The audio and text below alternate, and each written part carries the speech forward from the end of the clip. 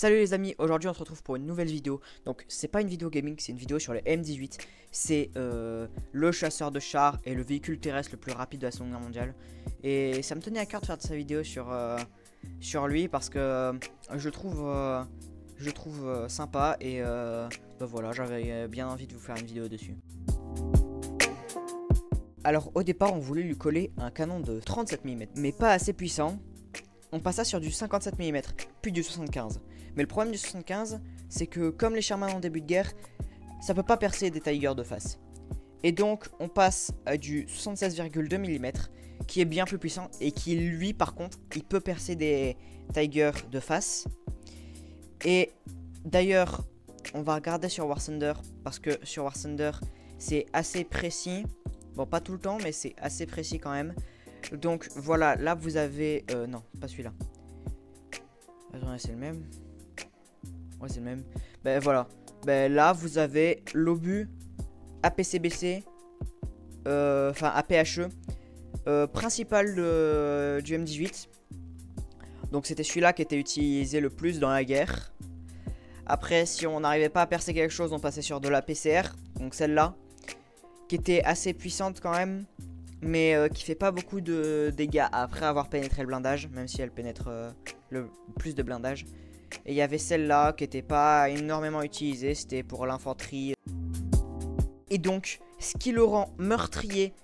Enfin, un truc qui le rend meurtrier à ce M18. Qui le rend très meurtrier. Ben, c'est sa vitesse. C'est le char le plus rapide de toute la Seconde Guerre mondiale. Il a un moteur. Regardez bien. Un moteur de 460 chevaux. Donc un moteur de 460 chevaux qui va à 2300 tours minute. Enfin qui tourne à 2300 tours minute. Et ce moteur, c'est celui qui permet de pousser ce char de 17,7 tonnes à plus de 80 km/h. Et il y a des photos mythiques de certains M18 qui juste en fait, les Sherman qui foncent dans la ville. Et t'as des escadrons de M18 qui sortent par les côtés des forêts et tout, qui passent sur les côtés de la ville, qui reviennent par derrière, et ils ont juste à charcler tous ceux qui sont à l'intérieur. Genre vraiment, ils ont juste à tirer des obus, bombarder à la mitrailleuse, vu que personne ne s'attendait à ce qu'ils soient là. Et du coup, ce qui fait en général que ce char est assez meurtrier, c'est justement la combinaison de sa vitesse et de son canon et son obus qui sont très meurtriers. Le fait qu'il puisse percer des Tigers, c'est assez nouveau dans la guerre.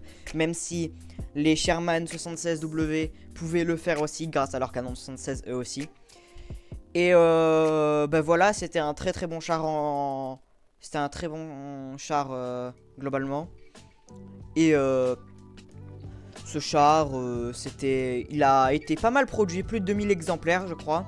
Si je dis pas des bêtises. Donc il a été produit à plus de 2000 exemplaires. C'est un char qui a été... il est dans le top 10 des chars les plus meurtriers de la guerre, malgré qu'il soit arrivé uniquement en 44. Non, il a été demandé en 43, mais il est arrivé en 44 au niveau du débarquement. Alors ce char, au début, il a été demandé par l'armée américaine qui a fait un appel d'offres pour avoir un chasseur de chars rapide et meurtrier. Donc, ils ont fait un appel d'offres. Et au début, ils voulaient un char qui avait des suspensions Christie et un canon de 37 mm. Donc on en a déjà parlé.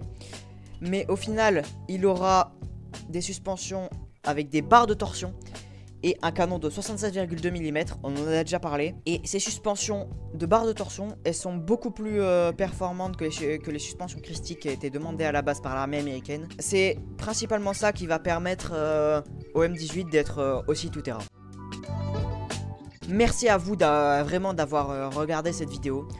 Ça me tenait à cœur de la faire. Et ben voilà, au moins vous connaissez quasiment tout sur le M18. Si vous voulez plus de précision, allez voir en commentaire. Je vous ai mis la page Wikipédia du M18. C'était Shadowheart. À la prochaine pour une nouvelle vidéo. Tchuss.